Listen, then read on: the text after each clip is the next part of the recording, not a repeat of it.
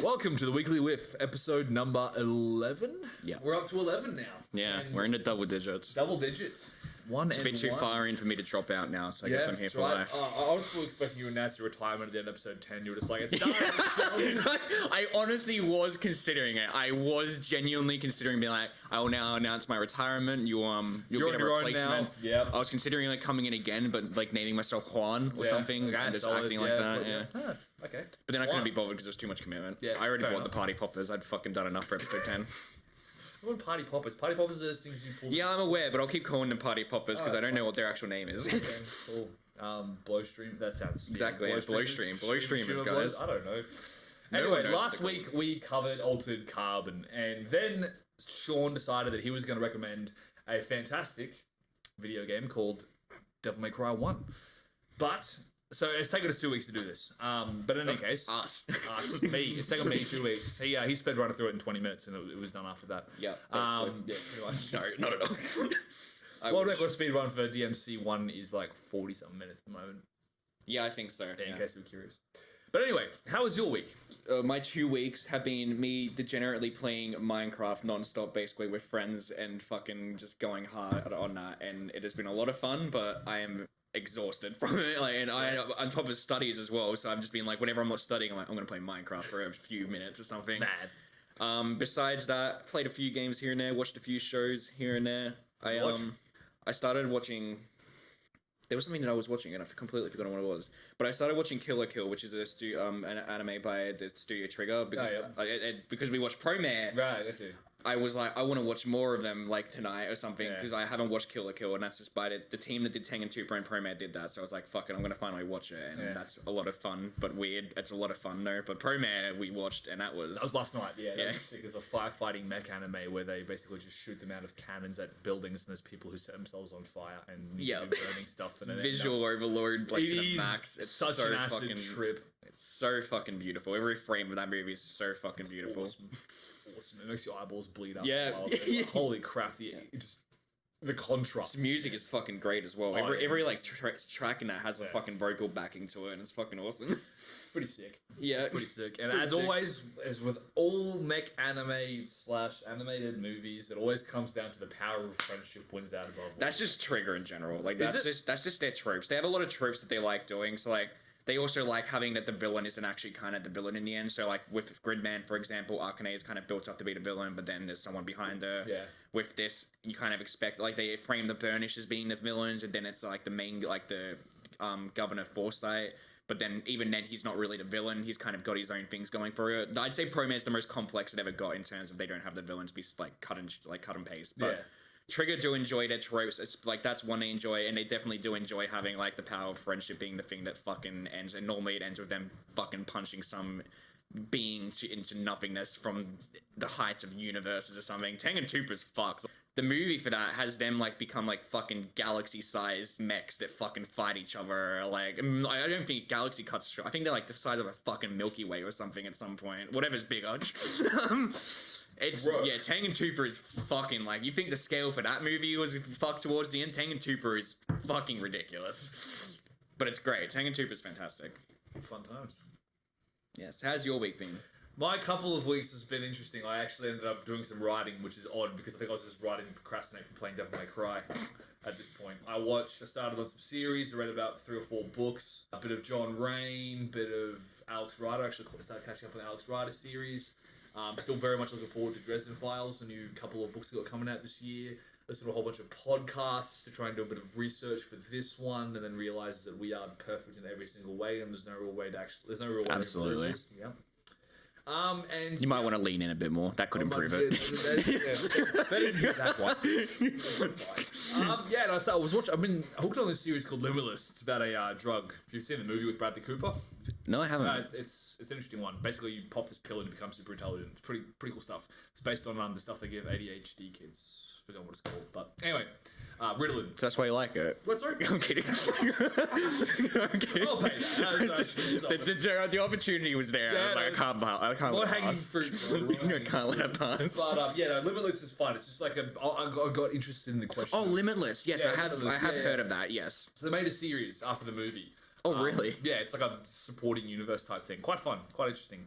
A bit more lighthearted in the movie as well, actually. Quite enjoyed it. Okay. Yeah. But yeah, basically like the main guy's an autist, so. Well, he's not really, but he's super interesting, creative, and curious. So kind of. Okay, yeah, I have heard of it. Limitless is something I've heard of. Yeah, it's fun. Anyways, that's been my week, a couple weeks, and then I finally finished DMC One this morning. I got up at like 5 a.m. to play it, and I finally got through it. So yeah, but you want to dive in? You're running this discussion, yeah, so running ask it. away. Fucking my world now, DMC world. All right, so square one, DMC is the best franchise ever made. No question. I will kill anyone that says otherwise. That's obviously all exaggerations, but DMC, famous hack and slash franchise. I'd say it's very responsible for kind of perfecting the genre in a lot of ways with some of its games. The hack and slash franchise. I'd say it was. I say it is. I think Bayonetta is kind of often compared to it because it has the same director as the director of One. I'm not a big fan of that director at times because I think he's a bit of a prick on Twitter. But otherwise, like. You're supposed to judge people based on their Twitter. No. Like he seems a bit like there's things that are questionable about how he works for me. But in terms of his game making style as well, I find that his games kind of genre mash a bit too much. Like you saw it in DMC One, it kind of becomes a flying like game at the end, and you like start like flying around and shooting things. It's very. He's got odd style, but Bayonetta looks very stylish, and I do want to play it. And now that it is on the Nintendo Switch, I have a way of playing it, so I will play it eventually. But I'd say DMC is the hack and slash because, in my opinion, it's really perfected the genre in a lot of ways. DMC3 really did perfect it in a lot of ways, in my opinion. There's so much to love about that game, but we're not talking about that game today. So we're talking about DMC1, which in my opinion is where it started. If you go into DMC1, you should go in with the open mind that it is an old game. It is very old, and in a lot of ways, it is dated in a sense. But I think everyone should be able to appreciate the combat and the actual kind of depth there is to the combat in that game. And it's the first one in the series, and I'd say all of them except for two have further deepened this complexity of the combat, and they get more and more over time. But DMC 1 is still pretty good in terms of combat, and I really appreciate it. And I also appreciate the aesthetic of DMC 1 as well in comparison to other games. I prefer 3, but I do have a bit of a soft spot for DMC 1's design and world design. That being said, though, it is such a early, like it's like early 2000s or late 90s. Yeah, early 2000s. It's such an early 2000s game. It is such an early 2000 game, and there is fucking like I think every line of dialogue in that game makes me piss myself laughing. It's so fucking hilarious. Those like last couple of cutscenes I had to watch. Oh my god, fill my dark soul with light, then the voice crack. Holy fuck, it is hilarious. Jeez. And then I'm gonna be outing myself here. I know a bit too many DMC quotes, so it's pretty embarrassing. And when it gets to DMC 3, it's pretty embarrassing as well. But holy fuck, like the quote, I think I always fucking laugh every time I play the games. I'd skip through the cutscenes except for like a select few because I wanted to see the funny bits again. I always watch the final cutscene where it's got Dante and Trish like crying, or like Trish crying, and Dante's like, Trish, devils never cry. Those tears are a sign of your humanity. And then Trish is just like looking at him with a fucking low polygon face. They fly off into the sunset, things exploding behind it. It's so fucking stupid but hilarious. We will get into that corny, like cheesy kind of festival. But Pete, how did you feel about DMC One? How did you feel putting on your big boy shoes? Very difficult to get into. I found it very difficult to enjoy. I outright started swearing at the screen about 10 minutes in. I'm fairly sure that's exactly what happened. It was loud, explosive profanity on a regular basis. It was rough. It was really, really rough to get into. Now I have, as I said to Shaun previously, I have played the remake as the first, must be my first introduction to Devil May Cry, which he will, I'm sure, tell me is not Devil May Cry.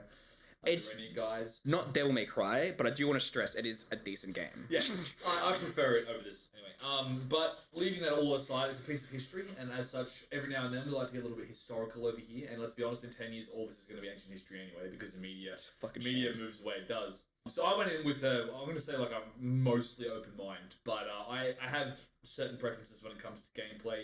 And I think also I realized about sort of halfway through when I was really getting frustrated that I'm just a massive pussy. And the reason being is because I am so adapted and used to new games with all the new genre conventions that comes with those games and all the new gameplay conventions that come with those. Gameplay loops, different kinds of stuff that when I look back at this and sort of started to play it, I'm just shaking my head going, how did anyone ever play this back in the day and enjoy it? How did it turn into a franchise? So those are questions I had on my mind, but my first sort of brush with it, man, was rage-inducing, really. So that was my sort of vibe when I first played the game, yeah. Rage-inducing. It's very interesting because I think DMC One is actually the least rage-inducing of the whole series. Honestly, I think even the remake's fucking dumber. Like in regards to like some rage-inducing shit. Like some of the enemies, I don't want to get into the remake because I feel like that could actually be a podcast episode later down the line. Yeah. But there are some enemies in the there are some enemies in the remake that really piss me off in terms of design-wise. And DMC One, I feel like the enemies are very simple and easy to read in comparison to the rest. DMC 3, they are fucking like, the enemies will destroy you sometimes, and like it's not just like getting destroyed by bosses. DMC 1, I felt like on harder difficulties, I never really died too often to enemies. DMC 2 as well is just fucking terrible. Like, so whenever I say even the rest of the series, I'm kind of not considering DMC 2 for the rest of this podcast. But right. DMC 1, so I platinumed all the games. I'm going to get that out of the way right now. Bit of a flex. I platinumed every DMC game. I'm quite proud of that, and I will boast about that many times in the podcast, so just deal with it. That means that I say that because it means that I played DMC 1 a lot, and so my latest memories of the game are in my Dante Must Die diff like playthroughs where I was good at the game at that point. So it's hard for me to remember exactly how much I struggled in normal. I do know for a fact, though, that I got pretty far, like, I was doing pretty well into the game on my first playthrough. Then when I got up to Phantom, he destroyed me, and then I stopped playing for a day, then came back and then, like, try-harded it. And that was pretty much me, too, yeah. And I think that's the kind of learning curve that the game puts you through, where you suddenly go up against this boss that has all these patterns and that. And there's features about it that you don't realize until later on. Like, I told Pete, like, yeah, you can knock back the fireballs and, like, blow him up and deal some damage if you want. You can also jump on top of him. I don't think that the strat's pretty efficient because it kind of like he can kind of just jump and fuck everything up. So but there are strategies for each boss. The Griffith is the most annoying one in my opinion because because every area kind of changes up a bit and it's just like him flying around. You kind of have to just dodge projectiles. And I don't find it as fun. Nightmare I find a lot of fun to fight because I like the kind of meshing of boss battles and like if you get caught you might have to fight another boss previously or something. I enjoy a lot of the Nightmare aspects. I think the game has a learning curve though, is basically what I'm getting to. And the learning curve is those bosses, and then there's some enemies here and there that are also kind of like, oh fuck. Like I remember the Shadows, for example. I remember you saying that I remember you were explaining to me, it's like he has a thing and it just thrusts you, and then it kills me, and I was just sitting there like, what the fuck are you talking about? And then I was thinking about it, I was like, what is going on? Oh, he means the Shadows. Those enemies are fucking devilish in that game, and on hard difficulty as well. Because I wasn't used to fighting them. And on hard, I decided I wanted to get all the blue orbs. And to do that, I had to fight 3 of them in one room at one point. Yeah. And that is fucked. Like, on hard difficulty, it was fucked. I had to basically learn how to fight those things over and over again.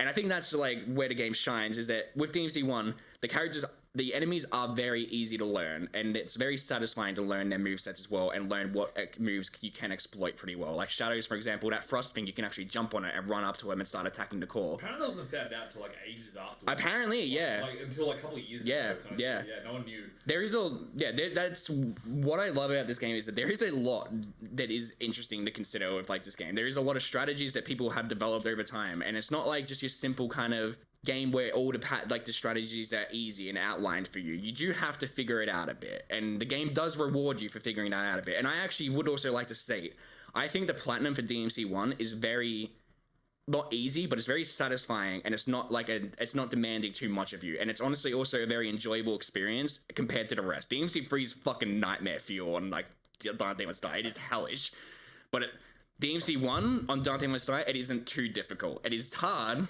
but it is doable, except for Moondos. Moondos can go fuck himself on Dante Must Die difficulty. That's the curve there. That boss is very scripted on normal difficulties. Not on Dante Must Die. Not at all. So yeah, let's introduce the audience to what we're talking about here. So there's a lot of people who've never heard of Devil May Cry before. You've definitely heard of hack and slash games. So if any of you guys, I'd say if you haven't heard of Dante, I'd be surprised. What's the gameplay loop? So the gameplay loop is so on normal, it's basically kind of like you go through a bunch of enemies like with cool designs, then a boss shows up and destroys you, like I said before, and that's kind of what I was alluding at vaguely. But so you basically you get weapons, and you get combos with those weapons, and there are some combos that are taught to you, some you kind of have to figure out yourself. Like the first game at least, it doesn't teach you all of them, I don't think. Like there's just actually very few of them. Pardon? There's actually very few of them, but it is very like easy to work with the few that you've got. Like I've got them memorized. I'm pretty sure DMC 1 has triangle, pause, triangle, triangle, triangle, triangle, pause, triangle, and then like those are the basic ones you get from the start of the game, and then you get like Alistar and Ifrit, And then there's like forward triangle, which is a move that you need to have, which you apparently didn't buy. Like Forward triangle with Ifrit or forward triangle with Arrowstorm? forward triangle with Ifrit, because that one helps a lot with a lot of enemies. So yeah, that move. That's the roundhouse kick? No, it's like the rush, like kind of flurry thing. And if you use it with Devil Trigger, that thing is so essential for Nightmare, because Nightmare isn't like damage associated. I'm pretty sure it's more about how many hits you deal him in like the fight. So if you deal more that hits, out, like the last fight that I had with that. Okay, so just and I'll add my own spin on this, but essentially you start off in a castle on an island. Oh yeah, it was based off a but this is a story, but it's also just the gameplay itself. It's all like one kind of localized area. There's a lot of retreading. Yep. You have to like unlock different things or do different kinds of tasks. It's not necessarily always intuitive as to where you need to go or what you need to do. So I spent hours. I actually checked like the in-game time. How I'd played this for 6.5 hours over 2 weeks. I'll tell you how long I was fucking stuck. And I swear 2.5 of those hours were running around the castle trying to figure out what to do. DMC One, it's very easy to get lost. DMC Three, actually, there was a bit where like I spent a whole hour in a mission because I ended up going back to the start of the game without needing to, and then had to go back to the point in the game where I was up to. So it's sort of maze-like castle, and you run around, you smash enemies. You have this a variety of weapons, like a melee weapon and then a sort of ranged weapon. You can do both. You have 3 weapons, I'm pretty sure, like melee weapons, and then like a bunch of ranged weapons, 2 of which you have to find. Yeah, but easy access at any given time when you're using a combo or when you're just attacking things. You have like a physical and then a ranged. And then you also have a thing called Devil Trigger, which is like a super mode, which gives you access to a different kind of moveset and also like more damage and you heal while you do it. And essentially it's sort of collectible based. You run around, there's different consumable items you can use. And there's just different rooms, and in those rooms, they're full of enemies. You kill the enemies, you like proceed on. They give you red orbs. Red orbs allow you like they're your currency, so you can buy new stuff with them. Then you run into a boss, and then you get your face mulched, and after that, that's what happens. And after that, you just move on to the next area. So that's like the entire game is basically just that. There are a couple puzzles in quotation marks here and there. It's going to comprise mostly of 24 different missions. Generally, it's like pretty short, and because we were playing on the remaster of the PS4, or I say remaster, quote unquote. It's like not really a remaster, is it? It's just like HD. It's sort of like a HD port. Really, let's put it that way. Yeah. It was really like it was pretty well optimized. I didn't have any issues with it. Load times no problem. You can only save in between missions with the current items you have. Missions tend to be pretty short. And there's like a store in between missions, and also you can find in missions as well occasionally. Statues. Yeah. I didn't actually know those statues were the store until 5 missions into the game for my first playthrough. Nice. And I found out. I was like, hold up. Well, I knew that because I played the remake. Make things easier. Yeah. Anyway, I did also play in front of you once, so I could have added to it. Yeah, but I actually did. No, to be honest, man, I breezed through like the first 3 or 4 missions until I got to the shadows purely because I didn't have my guiding hand anymore. Yeah, and I also I knew where to find some of the red orb caches, but not all of them. Yeah, there's a lot of that does help. There's a lot of vague hiding locations in that game. A lot of places where you need abilities as well to get to. But that's like more or less a rundown of the game. Something else worth mentioning about the game is that it was intended to be Resident Evil 4 when it was first made. That's you can see a lot of the similarities there. Something funny that got there's obviously Dante does kind of look like Leon a bit in the early games. Something funny as well that I like to think about is that apparently Capcom have this idea of an action hero that they have where it needs to be someone cool that doesn't swear, smoke, or drink alcohol. Yep. So he has to be PG, but he still has to be cool. That's basically what Dante is, and in my opinion, Dante is a massive loser, but I love him. But Dante demonstrates his coolness in other ways, though. In the cutscenes and that, it's like in how he kills all the fucking badass monsters and that. Well, it's more in 3. Like, 3 he's a fucking badass in how he fucking does like what he does in the cutscenes. So you get that sense in the game. In DMC One, no, you get the sense of he's just this guy kind of killing all these monsters, and then every now and then he quotes some cheesy line to women, to quips to a woman that looks like his mother. Super clever quips. They're not clever at all. They're fucking terrible. Every fucking line from Dante in DMC One is the absolute fucking worst. But I love it. I love Dante for it. I love that he's a loser. It's a cheese fest. But yeah, so also because Resident Evil 4 is it has those connections, you can attribute that's why it has the fixed camera angles as well, because it's still working off of that, and they were still trying to figure out what they were doing with it. I know you have problems with the fixed camera angles. I'm incredibly used to the fixed camera angles at this point. When I started playing. We'll leave that at the end. Like, what do I? So, how was my first experience? When we get around to the what do you don't like about it, then I'll start on my gripes. All right. Sound good? Yeah. I mean, when do you Pete just got up and left. So. No, I'm not leaving. It's all good. He's just leaving. Once again, it's a solo podcast from Shaun. Podcast with Shaun. That's right. Yep. The best episodes, right? Dude. He's actually leaving. Where are the 28? Where are the 28 posts later? Where's the 28 posts later podcast? Where's the 28 posts later podcast? That's what happens when I make the 28 post. I make the podcast and then I And coincidentally, the weekly whiff stops getting called the weekly whiff. Yeah. I changed the Okay, channel, right. So yeah. it's a takeover. Yeah, it's a takeover. Yeah. But we should do like a special episode, dude, just for you. We should do like, honestly just like an. isn't that this episode basically? No, we'll do like a where month. I don't prepare a script and fuck up the flow of the episode and just gush about. No, Dante because and this is Cry. still under my branding. What we should do is, since this is a Wasn't a grudge episode basically that? That's my point, though. We should actually like do a month where it's just like we have like 28 posts later podcast. That'd be fun. Yeah, where I just recommend legit, a bunch like, of horror. what's the scare? Like, maybe October. October, that'd be pretty cool, actually. Yeah, like it's a whole sort of like. We'd have to plan it in Halloween advance style because I think thing, we're already 2 months ahead of where the podcast yeah, probably, is. yeah, actually will. But we're gonna hopefully keep have that an in editor mind. soon, and then this Everyone fantastic that's editor listening to will this be. episode, Yeah. everyone that's listening to this episode gets to see us just suddenly break the flow of the episode and talk about what we're doing in the future. Yeah, absolutely. Cool. So no, we'll go back Anyway. to DMC in a minute. But Yeah. we're talking. I mean, we're in the spirit of talking about cheesy, retarded shit. So. Wow. Okay.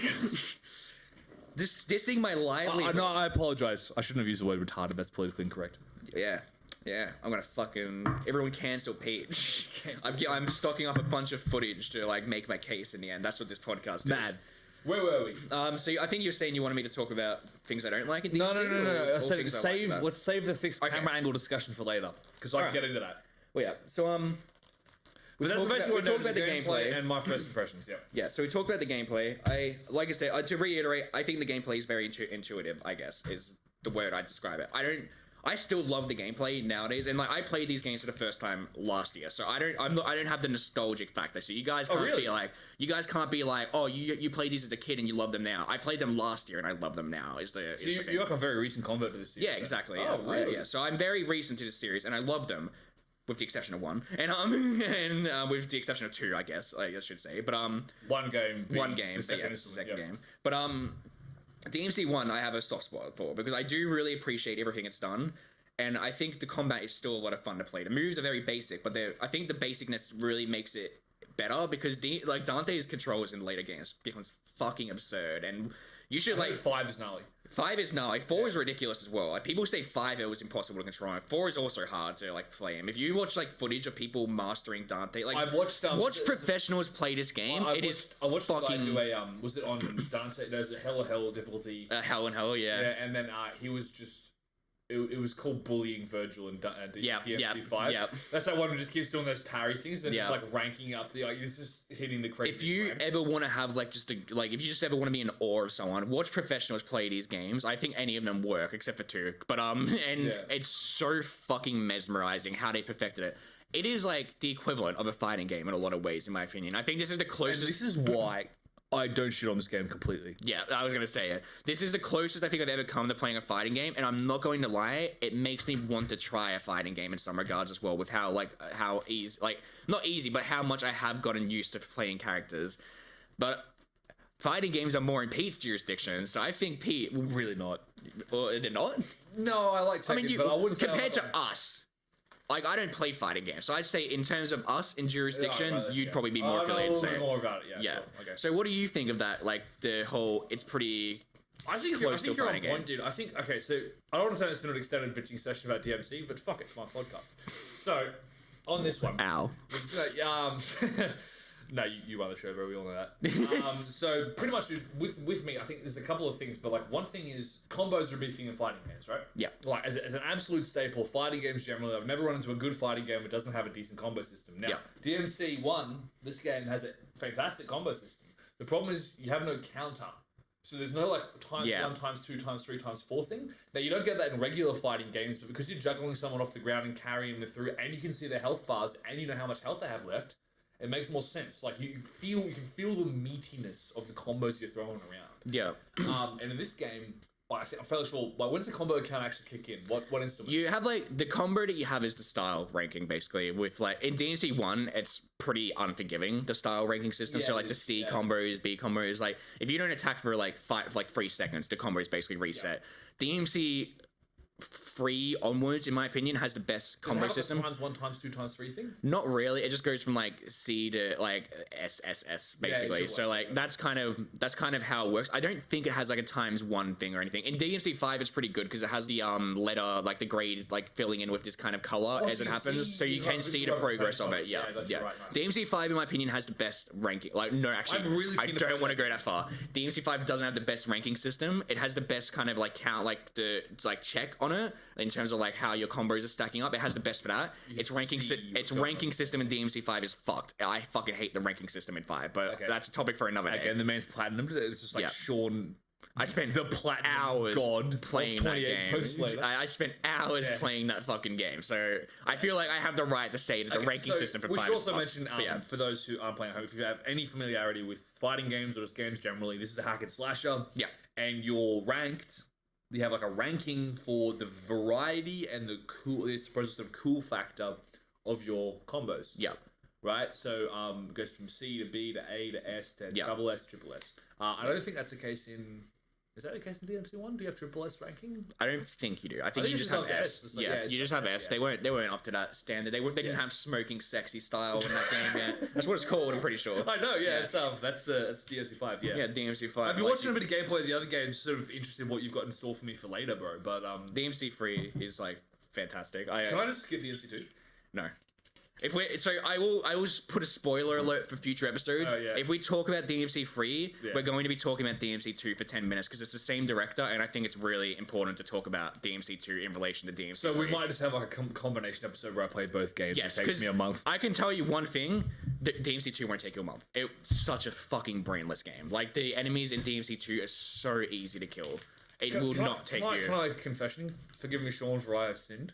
You played it on easy, didn't you? No, I played it on normal. You played it on normal? I played the game. No, that's fine. You meant to play DMC on normal. Yeah, no, DMC One on normal, but do you know how I finished the game? How? Roll spam and grenade launcher. Yeah, I'm not surprised. You fucking disgust me.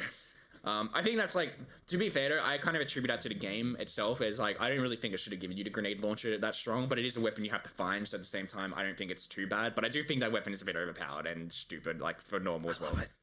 I don't. I think I'm going to say one thing for this game I do like about it while we're on that, like, the weapons in it are fantastic. I think that every single weapon in this game is sick. Yeah, I think the weapons are great, at least on its own. If I compare the weapon, actually, it's still better than 2, and I'd even say it's better than the remake in some ways. So I'm gonna say, like the weapons in one, one are great.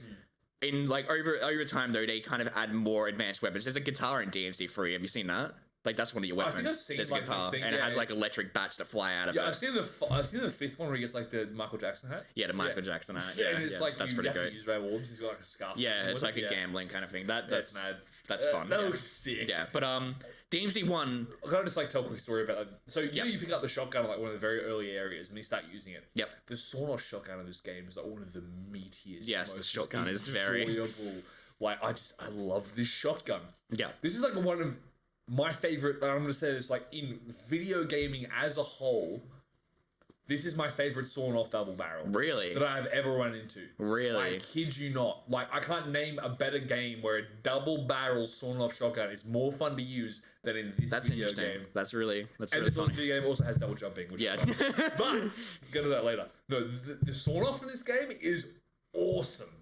Damn. Right up until you get the grenade launcher, which is also awesome and more fun to use and slower, but we'll leave that alone. Did you get the Nightmare gun? I did. Yeah. And I didn't use it at all. Yeah, it's not. The grenade really... launcher is like way just I don't know. I think there's the shotgun. The point is like this game's weapons are cool enough that like you pick up Alistor, which is this early electric sword you get, which lets you double jump, do like lightning fast jabs. There's a really cool moveset associated with it. It's kind of your bread and butter for the whole game, really. Yes. I don't think if anyone uses Ifrit after they get it like permanently for the rest of the game, they're a masochist. Yes, Ifrit's not the ideal weapon to use, and it's the same with Alistor. Like some bosses require you to use different ones. With Alistor, like I think it's more effective against Griffith, but for Nightmare, Ifrit's more effective against him. So yeah, so you do need to like you do need to switch them out. Sword just looks sick. The Sparta sword is fucking awesome. I think it's in 5. I've seen enough cutscenes. It's in 5. I may or may not have spoiled like DMC5 for myself. I've seen so much of that game. Sparta is in 5. Yeah. The Sparta sword is the sick, one of the sickest looking swords I've ever seen. It's pretty awesome. Yeah. It is awesome to look at. Even in DMC1 when you got like this sort of lower tier, like it's awesome. Yeah. Dude, okay, so I gotta say this much for your game, Shaun. It is cool. Yeah, it's cool. Fucking awesome. It's cool. It's fun. It's cool to look at. As cheesy as the game is, I still back that every scene with Nello Angelo is the coolest shit ever. Like when he fucking comes in and like ushers at Dante to follow him through the window, and then they're fighting in the rooms as well. This may also just be my inner Virgil love kicking in right now. That's being like he's always awesome. But Virgil. Yeah. I thought it was his dad. No, I thought it was his dad. His dad is Sparta. I just didn't feel it. Yeah, I got that, but I thought it was like Sparta reincarnated. No. But obviously at the end of it, Because he has the amulet. Yeah. No. He has the amulet and it's a closed off thing. I just whatever. Yeah. At the end of it. And I wasn't skipping through cutscenes to try and I wasn't doing that. Good. In some cases I was. So if it was like a long pan out of a particular area, I was like, fuck this, I'll find it myself. And then that's probably why I spent so much time. Wow. All right, guys. Pete just outed himself. Call him a fucking hack in the comments. Hack. Yeah. Oh, dude. No, the game. Actually, this is a side note. I'm genuinely concerned that I'm gonna not say turn to a video game journalist, but having a time limit to we got the next pod, then we're gonna play the game. Yeah. I feel like you end up. I don't think, in honesty, I would have run around with a grenade gun, shot just doing that as much if I didn't feel like I had to do the podcast. Wow. I would have spent a bit more time with it. Fucking hear that, people? Pete feels like he has to do the podcast. Is really frustrating for a number of reasons that I'm not going to get into just yet. I feel like But it is cool. Getting back to my early point, I think this game is stylish as shit. It's got that going for it. It's got long coats. It's got fingerless gloves. Long coats. It's got. I love that. You know how much I like coats? I mentioned it at least twice or 3 times on my blog. I love a good long coat. His is blood red. It's just sick. It's so edgy, dude. Dante's design is fantastic. It's awesome. Dante is a great character. Dual pistols, Ebony and Ivory. Swords. Oh, dude. Yeah. Yeah. The only sad thing is that Dmc One doesn't have Rebellion in it, which is Dante's sword, which is in my opinion. Have it? DMC Two fucking wishes it had anything cool in it. DMC 3 is when Rebellion was made, and in my opinion, Rebellion is fucking awesome. Not as cool as Red Queen, but not all swords can be a fucking sword with an engine on it. So, is that Nero's? That's Nero's weapon. Yeah, that's one of your weapons. Yeah. That weapon is fucking amazing. It's like a chainsaw sword. It's fucking amazing. So, short, just Japan. Yeah. DMC is fucking. It's got some cool moments in it. DMC One does have some really. It's got some really stupid shit in it as well. I can't take the fucking weapon select seriously with the explosions happening behind it when you select them. That's on my gripe list. It's fucking hilarious. Just pick the shotgun, and then it equips. I do like that when you pick Alistair, Ifrit, and Sparta, it has a different kind of effect around the menu when you pick them, like the flames or the lightning. It's dumb, but it's cool. I like how it also auto adjusts your double trigger. And this is the cool thing about DMC One, even with everything else, and I am not necessarily a fan of this game, but I will say this much: it does have an enormously deep moveset. Yeah. For one character, every single weapon you get has a different kind of application, or especially with the melee weapons, right? Because the guns are pretty basic, do X amount of damage over there. Yeah. Although not the nightmare weapon, which is a gauntlet thing, it bounces around and does some crazy shit. It's kind of cool. I use it for all of 2 seconds, but the second they give it to you, they throw you up against those faceless things that put the mask on and jump around. Yeah, those things are and I think you have to shoot them to actually shrink them down. I'm gonna be honest, I still don't know how you fucking meant to kill those things in DMC One. Grenade launcher and rolling, that worked for me. On the harder difficulties, I just ran past them all basically. I just couldn't be bothered. That'll work. But every time you get a melee weapon, it gives you a sort of 4 or 5, maybe 6 different upgrades for each weapon. Yeah. Straight up. And also on top of that, there's 4 different weapons you can pick up that are melee weapons. I think there's 3 because you get Ifrit and Alistair, and then I think you get the normal sword as well. You can keep it, but it's really nothing. Yeah, it's really nothing. Yeah, because it's Sparta. Sparta is the next moveset, which is awesome. But it's really sick. So the point is can you even upgrade Sparta's weapon? I don't think so. I don't think you can. Because Sparta, you only ever get Sparta in the final mission for the game. So, you can't. You only get double trigger with Sparta. Yeah. So, here's the other thing, too, right? This is what's cool about it. You get, say, 7. Oh, yeah. You know, 6 7, all these different combos, but then, you hit double trigger and it gives you access to a whole bunch of other shit. So, Alistair, as we said before, is this big old broadsword, big old sort of longsword looking thing. It's sort of lightning based elemental powers. Yeah. It's super fast, gives you a lot of mobility. Yeah. But Alistair is movement based. Yeah, but when you pop your double trigger, you sort of you get wings and shit. And you can fly around, shoot lightning. Yeah. You're super fast. It's awesome. Yeah. I love that. And this happens for every single weapon. You go to Ifrit, you hit harder. Yeah. You can shoot fireballs. You got lightning, fire. Sparta's double trigger is this kind of crazy, awesome. Because it's the final. It's a showy one. Really good damage against Mundus, and I will say this because this morning I was punching away against Mundus for a while until I realized that Sparta is the weapon to use. You tried on Dante and was dire. I was no, I will take a pass on that one. But no, Sparta was fantastic to use against Mundus, and I couldn't for whatever reason against the Nightmare.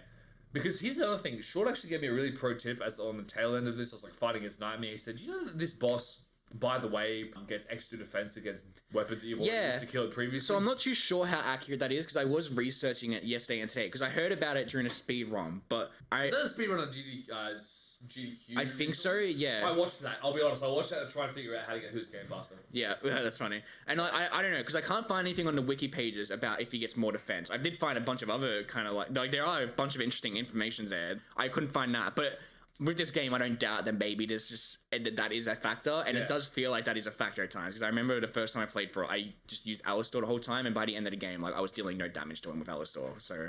Yeah, I used Ifrit initially because when I got Ifrit, I figured out just like a single target weapon does more damage. Ifrit, by the way, is like a pair of fiery gauntlets and it gives you access to a bunch of kind of cool basic karate moves from the 2000s. It's really fun. Yeah. And it also gives like a dive kick. Yeah. Which is cool if you're into 2D fighting games. Yep. But yeah, no, but I don't know. I feel we really get into this as a fighting game. Like, is Devil May Cry a fighting game or not? Is it a fighting game or not? Yeah, it's a good question. Question to ask. It's not in the traditional sense, but it's not in the traditional sense, but it does have a lot of attributes to it. It's a hack and slash at heart, but it's just like it's just like the hack and slash. I don't think God of War would be anything without this game. I don't think so. But also, when did God of War 1 come out? So I think God of War and Devil May Cry are going for different things. To be fair, I think God of War kind of wants you to feel powerful and to destroy everything, but on the harder difficulties, gets a bit harder. I think Devil May Cry is going for a more complex, intricate move set, and for you to actually have to. I think I'm say Devil May Cry. I've played both. I've played God of War 3 and I've played like God of War 3 glancingly, but I think that absolutely that's God of War 3. So that's developed after everything else. I think DMC is the OG. I think it's like the sophisticated moveset, combo system, everything else going on. It has a huge range of depth. Even for a 2001 like PS2 game, it's insanely good, man. There's a huge amount of range there that's going on. Cool, I do like that. The aesthetic is awesome. It's a haunted castle. It feels like a very sort of horror. They're trying to go for a horror sort of. Well, yeah, because it's Resident Evil 4. Right. Like it's like the scraps of Resident Evil 4. So but that's why there's a mansion as well, because it's like a Resident Evil setting, basically. Yeah. So like a lot of the horror settings are attributed for Resident Evil 4, but then after that they kind of were like, we don't want to be like horror. 2 and 3 are different again. And... Well, 2's like I don't know what the fuck 2 is. Like I don't know what it's going for aesthetically. It's kind of like it's this weird domination plan. Super serious. Yeah, it's really serious. Dante has a coin that he flips, and like he uses that to decide everything he's going to do. It's really fucking lame. Basically, he flips the coin, just like I guess I'll do it or something, and then like fucking walks off. I won't get too much into his dialogue. Powered, super like Devil Trigger in that. Exactly, Like, it's not even like everything's overpowered. The Devil Trigger in that game's interesting. I will give it that. Devil May Cry 2 has an interesting idea for its Devil Trigger. The graphics look better? No, it's like it looks too comic booky in my opinion, and it's better than 1 is my question. Like, is it more technically yes, but I prefer the aesthetics of DMC 1 to DMC 2 in my opinion. DMC 2 is a topic for another day. In case you're wondering what like the aesthetics for DMC 1 is, a very easy answer. It's just anime as fuck. Basically, yeah. That's why Shaun loves it. Yeah, I'm a weeb at heart. Yeah, doesn't have Virgil in it like completely, so it's not also, like the best game ever. And, like, it's calling forward a bit. Like what Virgil looks like in other games versus this one. Yeah, completely different. I think like he came back because the fans wanted him so badly. He came back because I'm pretty sure like it was just an open plot thread or something. So in DMC 1, basically his character was non-existent at that point. He's basically Nella Angelo. We know that it's Virgil, but we don't know much about him. I think DMC 3, Itsuno probably just wanted to take advantage of Virgil. By extension as well, I think DMC 3 is a prequel to 1. Right? DMC 3 is a prequel to 1. Yeah. That's not confusing at all. It works, in my opinion. I went into DMC 3 thinking I disliked a lot of aspects of it because it was a prequel. It was a younger Dante. I thought that Dante in that game would be annoying because he's younger, but he's fucking fantastic in that game. He's so endearing, in that whole game. The timeline is DMC 3, DMC 1, 2, 4, 5, I think. That's what I read on Wikipedia. Yeah, it's hard to say because the creators of this game don't like acknowledging that 2 exists. It's really funny. Yeah. Okay, so just... Are we going to have an approach to this? We're just going to spout off with the mouth what we feel about this kind of stuff. Do you have any what else do you approach? What else do you talk about, man? So DMC 1, I think we've covered a lot of the things I like. So I don't mind if we do start going into the things that you dislike. No, well, what else do you like about it? What else? I've genuinely said it all. I think I appreciate what the game is how do you feel about the story? Because the story. Oh yeah, well. The story's a meme. Let's be honest. This is a meme. The story's fucking retarded, but I love the story because. It doesn't feel like it wants to be anything deep or anything. It's just trying to be this cheesy kind of action hero story, and I appreciate that about it. I do think that they genuinely did think that some of their scenes probably would be somewhat emotional, and that they weren't trying to make them as memey as they are. Don't hold up very well. They don't. I mean, they don't hold up very well, but I don't know if they would have held up at all, like too well at the time either. I don't think people would have taken them too seriously because the story's not great. Trish is like so obviously a traitor from the start, fucking like obviously, and then like the dialogue with her and his mother and all that is so stupid and dumb, but I love it because it's so dumb. When I say I love it, I want to make this very clear. I don't think it's good. I just love it because it's very fucking hilarious to me, and I enjoy it, and I think it matches with, it suits the cheesiness of the whole game. I would never give the game a point for its story though, because its story is just not good. The only intricacies I can say, the entire series story is not good. No, God no. DMC 3 story is fantastic. DMC 5 story is fantastic. DMC 4 story is good. It's not fantastic, but it's good. 2's fucking awful. 2's terrible. 2's story is fucking god awful. Some of those were like just but like, on the level here. If you're playing Devil May Cry at all, so far as my good friend Shaun from 28 Posts Later here is concerned, 2 doesn't exist. Oh, 2 exists. You have to play 2. You like, I don't care if you fucking. I can't skip over 2. You can't skip over 2 because, like I said, you gotta play it to kind of appreciate Itsuno's presence in the game. I may very well just play 2 like this week while you're doing other stuff that I tell you. It's so bad. I would say 2 is one of the worst games I've ever played. Honestly, I fucking hate it with a passion. But I am so fascinated by it. I have a physical copy of 2 because someone got it to me, gave it to me for a Christmas present. On PS4? Yeah, on PS2. Oh, okay. So I have a PS2 copy of all the games. So I have a PS2 copy of DMC 1 and 3 and 2. Cool. And I've got the PS3 copy of 4 as well that I had to fucking go on my way to find. But DMC 2 is fascinating because it's a terrible game. But I really think you need to play it just to appreciate how much DMC 3 perfects everything that's in 2. Because I don't want to get into it too much, but Itsuno is the director of 2 and 3, and we will talk about it when we talk about DMC 3, but it really helps to appreciate DMC 3 more if you go in with the knowledge of what you just suffered through for DMC 2. Fair enough. And platinuming that game is not fun. DMC 2 is fucking so bad to platinum. I was going to say something about DMC 1's story, and I've kind of forgotten. That's a meme, it's a joke. Oh no, I was going to say the only intricacies that I can appreciate is that there is a kind of implied depression from Dante for having to kill his brother again, and I think that kind of works for me in terms of like Dante's character becomes really depressed after 2 and after 1, and then the implication is that that's why he was so depressed and moody in 2, and then in 4 after meeting Nero he starts to become a bit more happier again or something is the implication, and I think that works for me in like the grand scheme of things. I look at that and I'm like, I appreciate that aspect of him and that he kind of got depressed after having to kill his brother again. Yeah. And I like that. Everything else, though, is weird. I love Trish's character. I really love her. She's not good in this game. When did she come back? She's in, you can play as her in 2 if you beat the game on, like, I think, when on did a she difficulty. come back into the story? Is it 4. 4? Yeah. 3, has Lady in it, who's fantastic. Lady's the best female character in that franchise. Okay. And, but, Trish is just, I like her because I feel like Trish as well doesn't really care that she's in the series anymore in DMC 4. She just kind of sits there and is like, yeah, I'm here for the run, I guess. Yeah. And it's funny. It's like, I enjoy her character, but I don't think she's as developed as Lady is, but I still like her. And in this game, I find her hilarious to watch just because of how fucking, how much of an obvious traitor she is. Like, a lot of the things I love about DMC 1 is just me being like, I love it because it's stupid. Like, I love Dante in DMC 1 because he's a fucking loser that thinks he's cool, but he's not at all. I love Moondos because he's so cheesy and, like, such a fucking stereotypical fucking god villain. And just getting killed, like, oh, I will come back for you. You're like, I'll come back in 10 years or something. And Dante's like, oh, give regards to my son. It's so dumb and cheesy. All the lines in it are dumb and cheesy, but I fucking love it. It's so fun.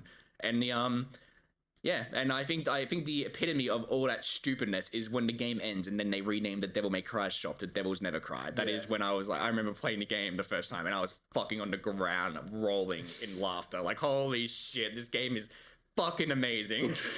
And that's like the thing. I think like DMC 1 is a great game because if you go into it with the mindset of just having a good time, it's a fun time. It's not a fun time all the time, but I think like if you do play the game and experience it, by the end of it, you will be like, it was fun. I feel like everyone should enjoy it, even if they have gripes with it. And those gripes are, Pete.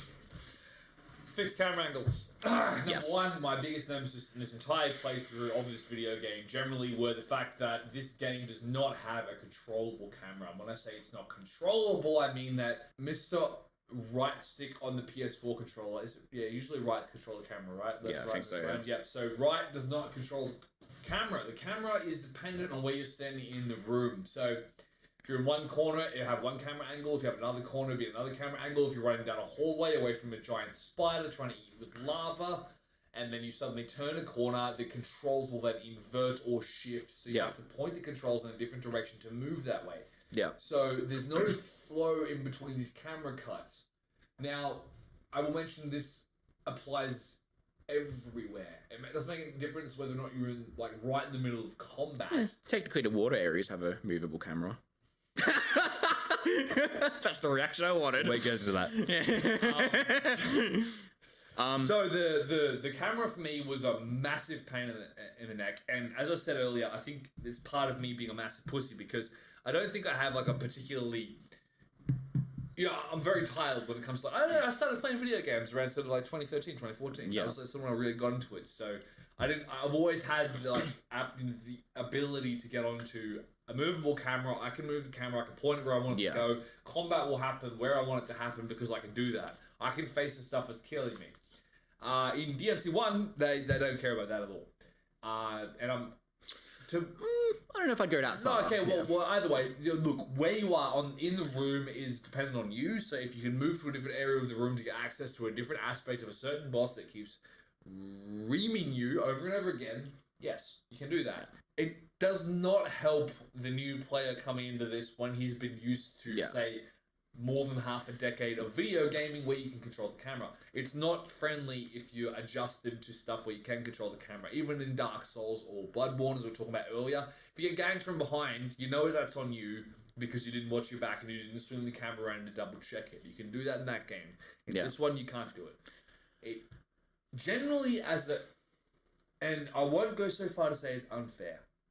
Yes. Because it's not like it's jumping out of nowhere to mess with you. It's not deliberately trying to screw you over. It's just that in certain aspects, in certain situations, in certain corners, particularly when you're fighting large bosses, it becomes so frustrating. Walking down a hallway means 3 different camera cuts, which means having to adjust the direction of your left stick on the PS4 pad every single time to make sure that you can get down to the end of that hallway. This shit happens constantly, which means that adjusting to that is really frustrating. And then when you get into fast-paced, stylish, awesome combat, which is really cool to look at, as we've all established before, does not help you. Because, like, let's look at this. You've got a lock-on ability with the R1 button, if I remember correctly. Is it R1? I think so. I don't. R1, do you R1, have it in R1's one? Double trigger R1. R1 is R1 on the PS4 pad for those listening home. R1 and then circle was my go-to because circle is grenade gun, therefore grenade gun spam, therefore X to roll. It's pretty straightforward. Although I'll be honest, there are some times when I've been like way too sort of the Dark Souls muscle memory kicks in too much, and I'm trying to roll and I'm just sitting there shooting people with a gun. Yeah. Leaving that alone. You can lock on to people and you can attack them, but again, that attack and which button, which direction you're pushing. So if you want to launch someone, it's back triangle, yeah? Yeah. Yeah, that's like the jumping up. Yes, it is. Yes, it is. So if you launch someone and then move, say, 3 meters to the right, and then suddenly the camera flicks, your controls are inverted. If you're trying to do a combo, if you're trying to do a mad combo on all these different kinds of guys, use as many weapons as possible, be as stylish as possible, all that shit goes out the window. Your controls are constantly getting inverted, your direction is constantly getting messed with, and even during a boss fight, like, moving down a hallway you can kind of deal with, but in the middle of a boss fight, or in the middle of a large amount of combat with like a varied number of all of his enemies, it is incredibly frustrating. Yeah. Insanely so. And I'll caveat it with, I never played this game originally, so and I have been very privileged to have like controllable cameras in basically every check other your like fucking privileges. But I'm just saying, Unprivileged gamer. this is why, and I'll be honest, I think if that was like the number one reason why I could not finish this game in a week. It's 'cause of that shit. Wow. All right. That's what my response. All right. Time to fucking beat Pete down with facts and knowledge. Bring it on. So to put it simply, I don't mind fixed camera angles because I've had experience with them by this point. I played the Resident Evil games. I think I'm pretty sure I'd played all the Resident Evil games at that point. So that means I had like 3 or 4 games of fixed camera and angles to get used to this. And even before then, playing through those games, I still was all right with it when I played the Resident Evil 1 remake a few years ago. So I have experience with fixed camera angles basically going into it. And I just want to say, if you dislike the movement of Devil May Cry, the Resident Evil movement is a lot worse in like terms of fixed camera angles, especially of that era. Yeah, no, I'm just saying, like, so Devil May Cry is a step up from the Resident Evil controls. But the way I view it, suggest that like Resident Evil, the old games on this podcast, it'll be fun. There will be a reckoning. It'll be fun. So like going into DMC, basically I had experience with it. I knew it was fixed camera angles. I was prepared for it. That being said, the thing that I suffered with most was absolutely getting used to the fact that controls invert depending on cameras now. However, I do want to state this much. I don't mind that people dislike the fixed camera angles because I think it's a completely understandable thing and it's not very easy to get used to. I don't know if by this point fixed camera angles, like there was an alternative to them at this point, so it might have just been that it was the best and most efficient one that they knew how to do. For me, and I think for a lot of DMC One fans as well, they enjoy the challenge that it adds of having to get used to being able to invert your controls as you're playing, and it's very satisfying getting to so if I look at where I was at the start of the game, I could not do dodges at all. And for the record as well, when you jump in that game, you're invulnerable, so nothing can attack you. When you land, you're not. Like, so if you land in something, you can't just jump everywhere. You will get attacked when you land. But so when you dodge, the dodging is basically like left X or right X and no jumping X, and you'll be invulnerable. You need to dodge in this game so you can get behind enemies and kind of dodge moves because it's the best way.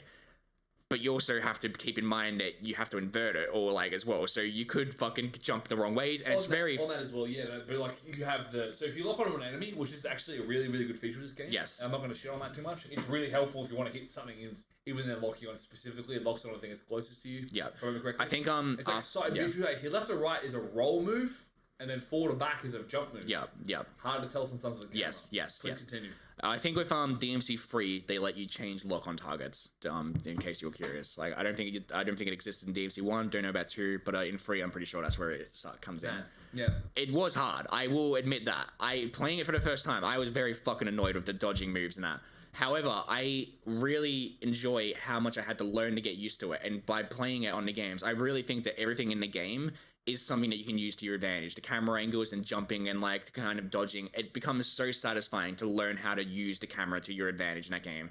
And I think that's, if they're DMC One fans, they will agree with me that that's why I appreciate the fixed camera angles up till Free. I think Free also has good fixed camera angles in my opinion. I don't. Is it still fixed? It's still fixed in Free, yeah, but it's not as like restricting or anything. It's a lot more open in my opinion. And so, in my opinion, Free does it best. 2, I don't remember too much how it uses its fixed camera angles. I don't. You just got your platinum and then walk straight. I fucking by the end of that game, I was just so like, I'm done. Like, I don't fucking want to touch this game ever again. But DMC Free to fixed camera angles are pretty good. You're gonna make me suffer through that game, aren't you? Yeah. Roger. I can't suffer through it alone. But anyway, so yeah, that's my defense of the fixed camera angles. I totally understand if people dislike it. I totally think that they're a pain to get used to.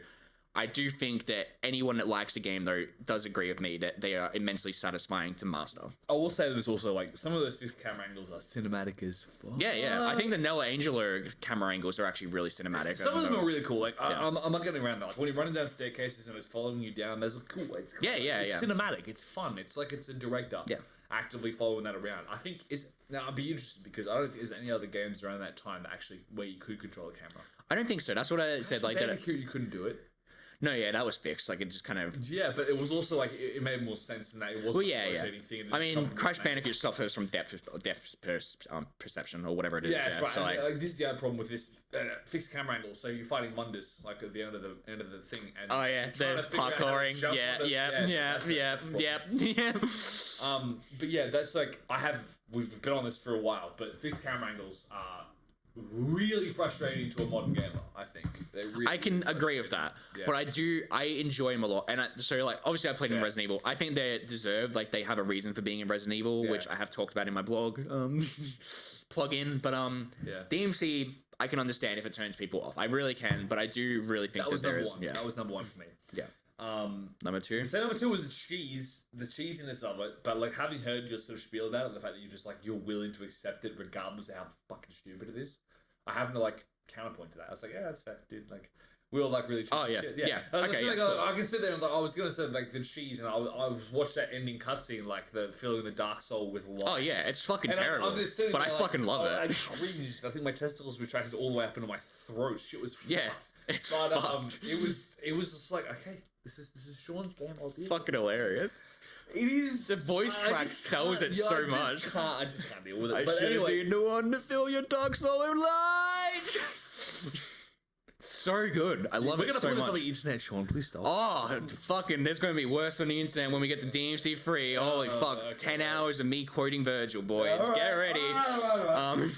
But yeah, no, There's that. There's the fact that we never talked about the soundtrack, actually. We didn't. Soundtrack's Yeah, soundtrack's fantastic. soundtrack's sick because it reminds me of Tekken 3. The DMC soundtrack, even 2, which has a fucking, like, everything is in wrong. DMC 2 is wrong. The soundtrack's pretty good in DMC 2. The soundtrack's pretty fucking The good. music in this game is on point. I will give you that much. It is It repetitive, gets but it's super edgy, like, later on. Like, some of the fucking music's, like, fucking edgelordish and angsty.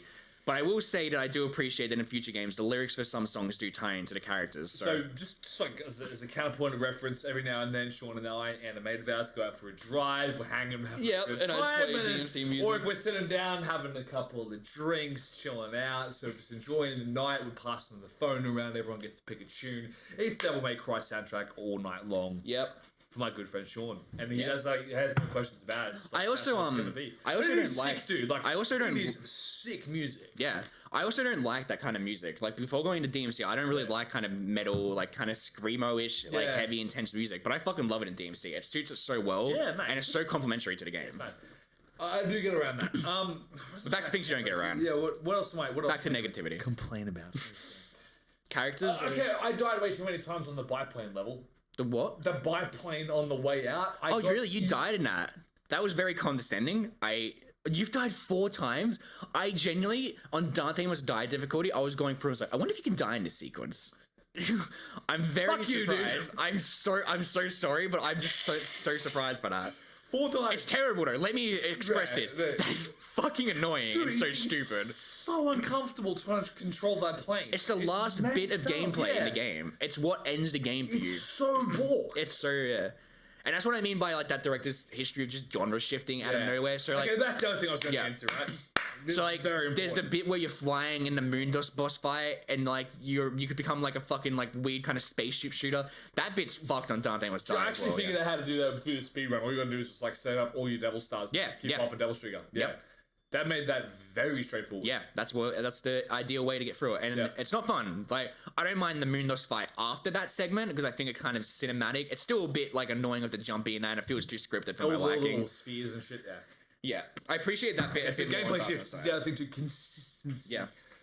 This game, we've explained it, we've described it as being a very like sort of consistent sort of gameplay loop. The fact is, unfortunately, it's not. It's not. like No, that. there's some bits. That There just are change some out of nowhere. pieces in there that are just completely out of whack and just completely like non-existent, shouldn't be there. Yeah. There's a particular level on a ship, for Yeah, the instance, water. where you end up Yeah. underwater. Now, this game, for whatever reason, and I can't stress this enough, even on the remastered version where they give you an underwater tutorial, which apparently did not happen Oh, in really? the OG. Fuck that.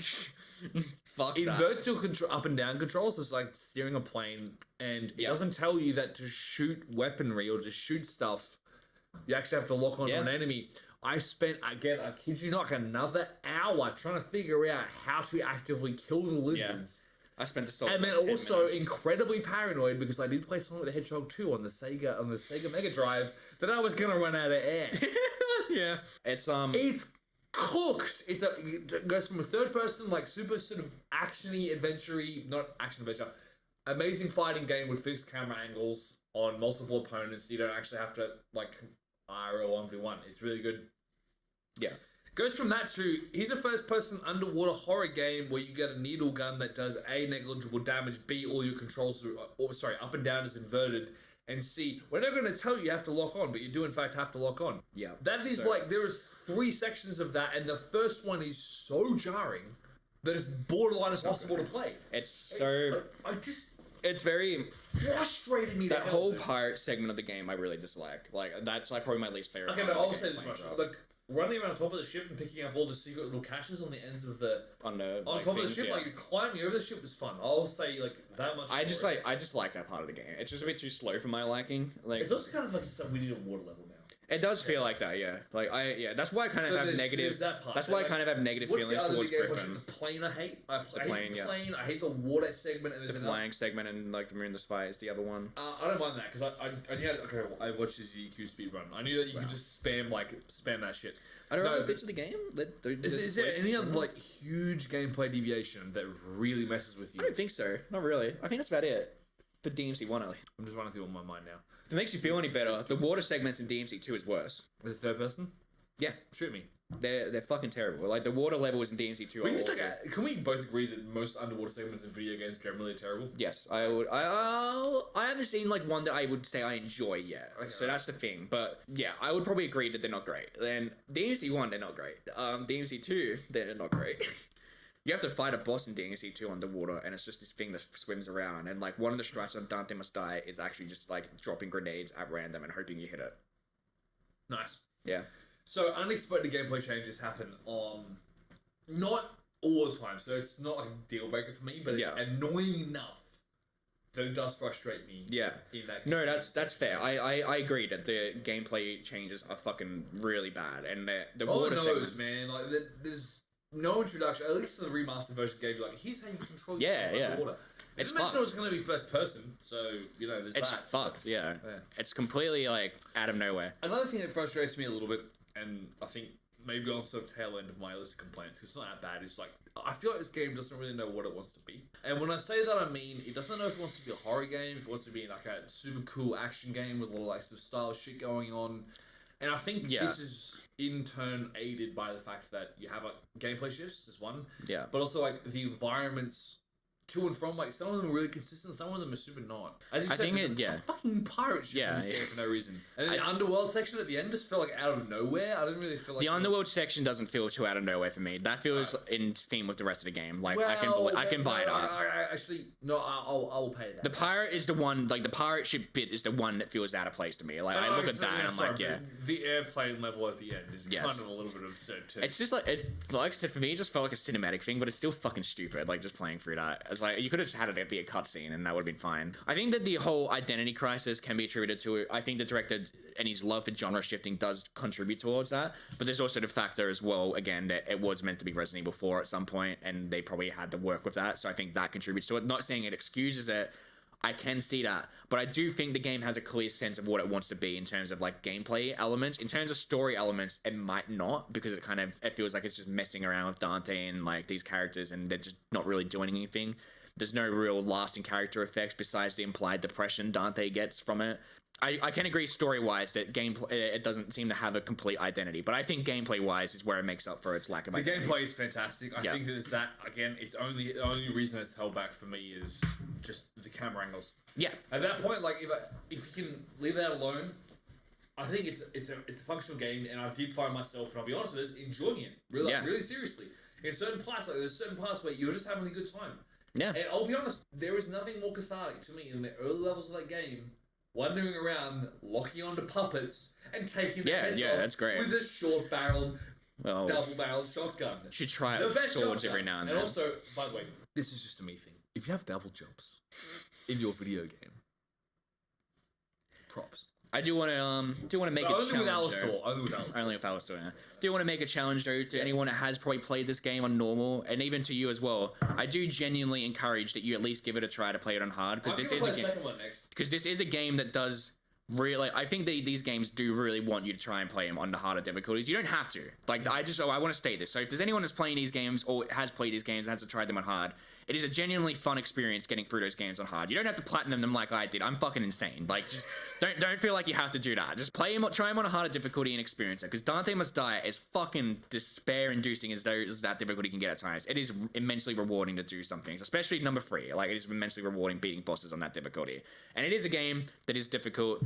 Yeah, it is difficult, but I don't think it's overly difficult or anything. And I really appreciate it for that. And as you could probably tell from this rambled-inducing episode, DMC is a series that is very close to my heart. I think it's also divisive for the podcast in that, like, I'll be honest with you, I'll level with you, I don't like this game that much. You don't like it? This particular first game, I do not. I do like it, I can appreciate it for what it is, like, from an academic standpoint. but playing it is frustrating. I'll say that much. It's really frustrating. It took me 2 weeks to play this video game. It took me a week to do Fallen Order. And yeah, but they're different games. Frustrated me to shit. So like, this game does frustrate me a lot, and like, I maybe didn't emphasize that enough. But playing this game is hard. Yeah. Well, that's fine. A game can be hard. I think it's fun. It's fun section. No, I won't say it's not fun. I will say though it is frustrating. And to get to the good bits, you got to go through the frustration. So maybe it's like life. I don't know. It's a weird thing to throw out at like what seems to be the end of the episode. Well, no, it's the end of the episode. Yeah, all right, cool. Good. I want to ask you about like how do you see Devil May Cry contributing to the rest of like the hack and slash genre and also just video games generally? It's just its gameplay. Like there's so much to appreciate to it in terms of like the depth to mechanics, to enemies, to reading them. And so how boss fights work and function. There's so many attributes to boss fights that you can consider. Like you said, there are things that you didn't realize you could do when you did some of the early boss fights, like the knocking back Phantom's fucking fireball, the seemingly implied nature of Nightmare where it can get resistance to attacks. So I'm not too sure how accurate that is. But and then there's like the enemy strats as well, and like having to read moves. I think it's very important to like these kind of games where it really did develop a. Because I'm not too sure how many games before this would have done this, but it feels like these enemies do all operate in ways, and it is easy to learn them and to read their moves and to get like to read cues like on their movement and on what they're going to do. And I really think it's important in it because it really just feels like it's the game that started teaching us how games can be really good games. It was like how they can actually be games rather than not limited by hardware or anything. It feels like the earliest game I played where it started testing the hardware and actually trying to make an enjoyable sequence or a fluid sequence in terms of gameplay. And for me, it's just an enjoyable game to play. It feels like it is a game that is one of the first games, whereas Resident Evil, the early ones, I wouldn't say it's not a game, but it's not like a fun game to play. Those games are. They're very fucking difficult, and not difficult because of like actual difficulty, difficult because the movement is fucking insane and you have to get used to playing those games. This game feels like you can't pick it up, and like if you said that you found it frustrating, I think you're a little bitch. But no, I'm kidding. No, dude, stick with it. I think it is also I'm a casual gamer, and that's the difference. Like I don't go into shit to platinum it. Yeah. There's a distinct difference there. I go into stuff to have a good time. If I don't like it, I'm just like, I don't really care that much. In honesty though, like some games I pick up and I play them, and the reason I continue playing is because it has a good gameplay loop, and because it has this and it has that. I would have easily dropped this game a couple of times over, if not for A, the podcast, B, your feelings, and also just generally like C. You make it sound like I'm some sensitive little bitch who's gonna cry. At all. I'm not saying you are. I'm just saying there's that element. But also on top of that, no, it's generally like I said, you set me a task, like, get the fucking thing done. Like, get it done. Maybe not in a week, 2 weeks, takes me 2 weeks. 6 hours, 6.5 hours of gameplay. I should have got done earlier. But maybe you could have given me a little bit of that inside knowledge, a couple of little... I would have. If you'd asked, I would have. I didn't ask. I just felt like complaining about it. Either way, though. Anyway, your point. In the pocket. I'm a casual gamer. And I like to not necessarily just straight up breeze through things, because I have played Dark Souls and enjoyed Dark Souls. I can get the feeling behind the challenge and stuff. But I do have... This game, actually, if anything, it sort of shook the dust off the old... When I first started playing video games, it reminds me of PS1 days, back when I used to play PS1 stuff, 3D PS1 games. And it reminded me that, hey, nothing's perfect, but this was like the bedrock for what we have today. And I look at stuff like DMC5, and I think it looks sick as shit. And even like the new God of War game everyone's raving about, God of War 4 or whatever it is. Yeah. That original series was at the same time, if not directly inspired by DMC One. So yeah, it's an important piece of history. And if you're a historical video gamer, you should definitely go try it out. I'll say that much. I still don't think you don't need to be a historical gamer. I think it's easy to pick up. Like I genuinely do. Maybe if you didn't blow everything up with the grenade launchers and actually tried a few. I did try. When I was actually trying is when I got in trouble, mate. Yeah. But guess we can't all be master gamers like myself. No, we can't all be platinum gods. What's that calling you, platinum god now? I'm not even a platinum god. What, sorry? I've got like friends that have way more platinums than I do. I don't care. All right. I'm just saying. You're the first human person I have met with the most platinums on PlayStation 4. On the PlayStation Network. So there you go. It's done. So, any parting comments? Why should people play this game, Shaun? I feel like I've expressed that enough. It's a very influential game, and I'll tell it's you fun as well. To be honest, Pardon? Just play like the good one, the third one that Shaun's talking about. No, play for one as well. I genuinely think you should play one as well. I think you should play all of them. Like I said, they're all great games. Like not two, but two's great for the history sense of it. One also is the remake is somewhat easy to pick up.